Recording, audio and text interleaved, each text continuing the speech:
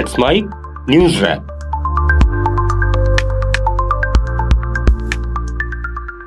सुनते हैं दिन भर की अहम खबरें सिर्फ 10 मिनट में लेट्स बाइक न्यूज रैप में।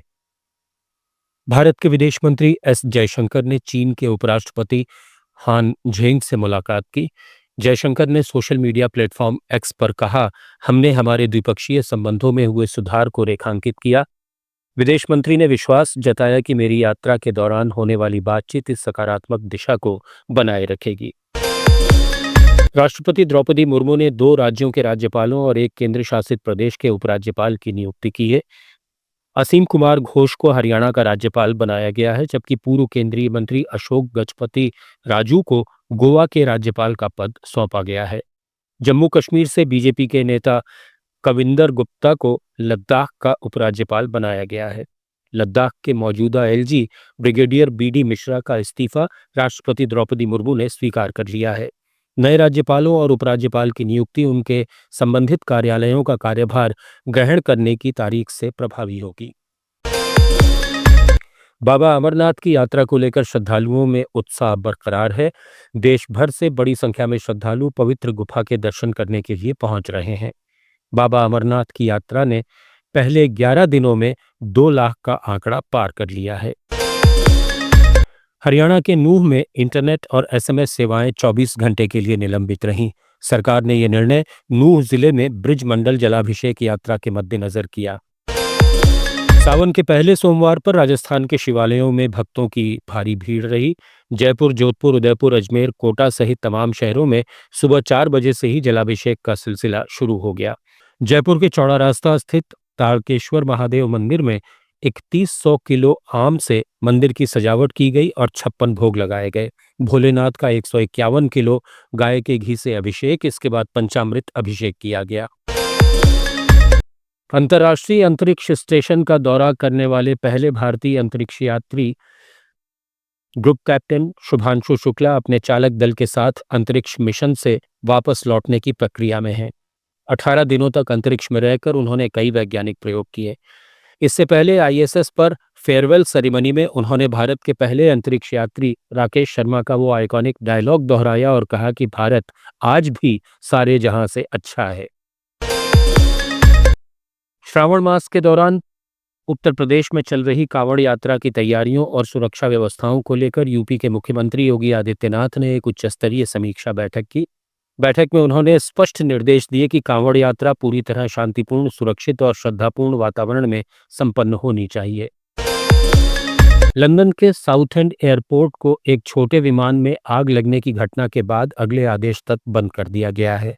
साउथएंड ऑन सी में एक 12 मीटर लंबे विमान में आग लगने की सूचना मिली थी। हादसे में अभी तक किसी के हताहत होने की पुष्टि नहीं हुई है। आंध्र प्रदेश में एक बड़ा हादसा हो गया। प्रदेश के अन्नामय्या जिले में आम से लदा एक ट्रक पलट गया। इस हादसे में 9 मजदूरों की मौत हो गई और 11 जख्मी हो गए। ये दुर्घटना कडप्पा शहर से लगभग 60 किलोमीटर दूर पुल्लमपेटा मंडल के रेड्डी चेरुवु कट्टा में हुई। राजस्थान में बीसलपुर बांध के भराव क्षेत्र में तेज बारिश से फिर बांध में पानी की आवक की रफ्तार लगातार तीसरे दिन बढ़ी है। पिछले 24 घंटे में 8 सेंटीमीटर पानी बढ़ा, जबकि रविवार को 3 सेंटीमीटर और शनिवार को 24 घंटे में 2 सेंटीमीटर पानी बढ़ा था। राष्ट्रीय राजधानी दिल्ली में एक बार फिर 2 स्कूलों को बम से उड़ाने की धमकी मिली। ये धमकी चाणक्यपुरी स्थित नेवी स्कूल और द्वारका के सीआरपीएफ स्कूल को ईमेल के जरिए भेजी गई। धमकी की सूचना मिलते ही दिल्ली पुलिस अलर्ट मोड पर आ गई और बम निरोधक दस्ते के साथ स्थानीय पुलिस की टीमें मौके पर पहुंची।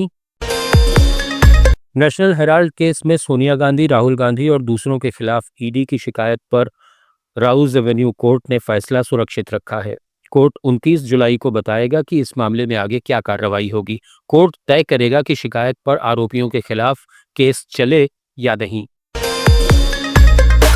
जम्मू कश्मीर के उपराज्यपाल मनोज सिन्हा ने राजभवन में अपने 5 साल पूरे कर लिए हैं। उन्होंने एक इंटरव्यू में कहा कि पहलगाम में हुआ आतंकी हमला पाकिस्तान ने करवाया था।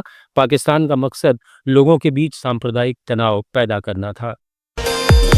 सुप्रीम कोर्ट ने नीट पीजी परीक्षा प्रक्रिया की पारदर्शिता, विशेष रूप से उत्तर कुंजी जारी करने और मूल्यांकन प्रोटोकॉल के संबंध में सवाल उठाने वाली याचिकाओं पर सुनवाई के लिए 3 अगस्त की तारीख तय की है। जस्टिस के विनोद चंद्रन और जस्टिस एनवी अंजारिया की पीठ ने इन मुद्दों पर याचिकाओं पर संक्षिप्त सुनवाई की। मध्य प्रदेश के स्कूलों में पाठ्यक्रम में बदलाव की तैयारी शुरू हो गई है। अभी तक एनसीईआरटी के पाठ्यक्रम पर ज्यादा ध्यान देने से बच्चों को मध्य प्रदेश के इतिहास, भूगोल, संस्कृति और समाज के बारे में ज्यादा जानकारी नहीं मिल पाती थी। अब तय किया गया है कि पाठ्यक्रम का 25 से 30% हिस्सा मध्य प्रदेश की जानकारी पर रहेगा। इसमें राज्य का इतिहास, भूगोल, संस्कृति और समाज से जुड़ी बातें पढ़ाई जाएंगी। जम्मू कश्मीर के मुख्यमंत्री उमर अब्दुल्ला ने कहा कि सुरक्षा बलों ने उन्हें मज़ारे शुहादा जाकर फातहा पढ़ने से रोका था। 13 जुलाई शहीद दिवस पर उन्हें नज़रबंद कर दिया गया था, इसलिए उन्होंने बिना बताए वहां जाने का फैसला किया। वे दीवार फांदकर मज़ार के अंदर गए और फातिहा पढ़ी। उमर ने सवाल उठाया कि आखिर किस कानून के तहत उन्हें रोका गया। उन्होंने कहा कि ये देश आज़ाद है और हम किसी के गुलाम नहीं हैं। पद्म पुरस्कार से सम्मानित अभिनेत्री सरोजा देवी का बेंगलुरु में 87 साल की उम्र में निधन हो गया। सरोजा देवी ने कन्नड़, तमिल, तेलुगु और हिंदी भाषा की 200 से अधिक फिल्मों में काम किया। पंजाब सरकार ने पहली बार सरकारी स्कूलों में 750 स्पेशल एजुकेटर्स की भर्ती करने का फैसला किया है। इनमें से 393 पद प्राइमरी कैडर और 332 पद मास्टर कैडर के होंगे। इसके लिए योग्य उम्मीदवार 21 जुलाई तक आवेदन कर सकते हैं। हरियाणा के हिसार में जन्मी बैडमिंटन खिलाड़ी साइना नेहवाल पति पारुपल्ली कश्यप से अलग हो गई हैं। साइना नेहवाल ने कहा कि हम दोनों ने आपसी सहमति से अलग होने का फैसला किया है। साइना नेहवाल ने इस फैसले को लेकर सोशल मीडिया प्लेटफॉर्म इंस्टाग्राम पर स्टोरी डाली है। दोनों ने 2018 में लव मैरिज की थी। केरल में 6 जिलों में अलर्ट जारी किया गया है। खतरनाक निपाह वायरस ने पूरे प्रदेश में खलबली मचा दी है। लोगों के बीच मौत की खबर पहुंचते ही हड़कंप मच गया है। केरल में निपाह वायरस तेजी से फैल रहा है। पलक्कड़ जिले में निपाह वायरस का एक नया मामला सामने आया है। हिमाचल प्रदेश पुलिस कांस्टेबल भर्ती एक बार फिर विवादों में घिर गई है। अभ्यर्थियों ने हिमाचल प्रदेश हाईकोर्ट से सीबीआई जांच की मांग की है। आरोप है कि पुलिस कांस्टेबल परीक्षा के दौरान प्रश्नपत्र 4-4 लाख रुपए में बेचे गए, जिससे पूरी भर्ती प्रक्रिया की पारदर्शिता पर सवाल खड़े हो गए हैं। पूर्व भाजपा सरकार के कार्यकाल में भी पुलिस भर्ती में गड़बड़ी के आरोप लगे थे और प्रश्नपत्र लीक होने और धांधली के मामले सामने आए थे। हिमाचल में मंडी से भाजपा सांसद कंगना रनौत के पास एक बुजुर्ग व्यक्ति पार्वती परियोजना पर अपनी समस्या लेकर पहुंचा।